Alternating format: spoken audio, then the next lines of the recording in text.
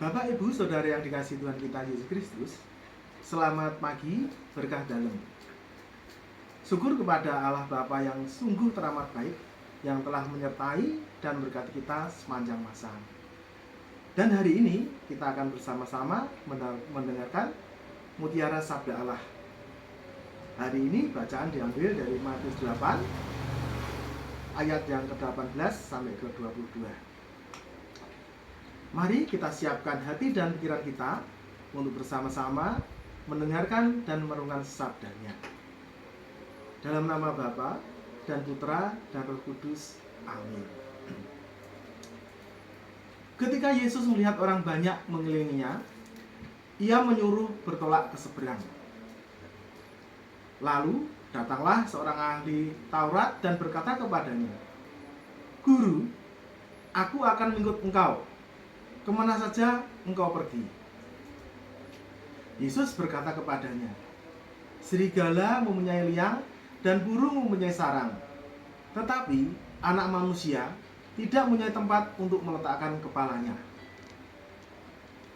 Seorang lain, yaitu salah seorang muridnya, berkata kepadanya, "Tuhan, izinkanlah aku pergi dahulu menguburkan ayahku." Tetapi Yesus berkata kepadanya, "Ikutlah aku, dan biarlah orang-orang mati menguburkan orang-orang mati mereka." Demikianlah sabda Tuhan. Bapak, Ibu, Saudara yang dikasihi Tuhan, apa yang dapat kita petik dan renungkan dari bacaan Injil kita hari ini? Jawaban yang diberikan kepada seorang ahli Taurat yang hendak mengikut Tuhan Yesus sungguh jawaban yang sangat tepat, mengenal jauh ke dalam hati dan pikiran ahli Taurat ini. Pun juga bisa kepada kita, karena ahli Taurat dan juga kita mungkin berpikir dengan mengikut Tuhan Yesus saat itu, maka kemaksuran dunia akan didapatkan. Namun Tuhan Yesus memberikan jawaban, "Serigala mempunyai liang dan burung mempunyai sarang, tetapi Anak Manusia tidak punya tempat untuk meletakkan kepalanya."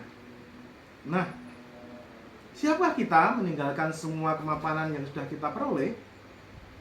Semua orang pasti tahu ahli Taurat adalah orang yang sangat dihormati.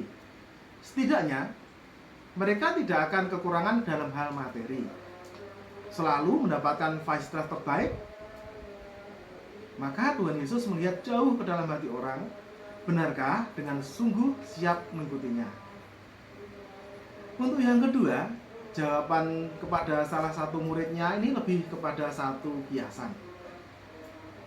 Tuhan Yesus tidak bermaksud secara harfiah bahwa orang yang hidup harus membiarkan orang mati menguburkan orang mati lainnya.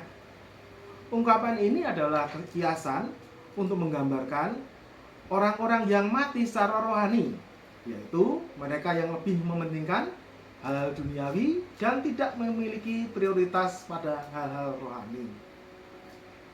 Refleksi bagi kita bersama.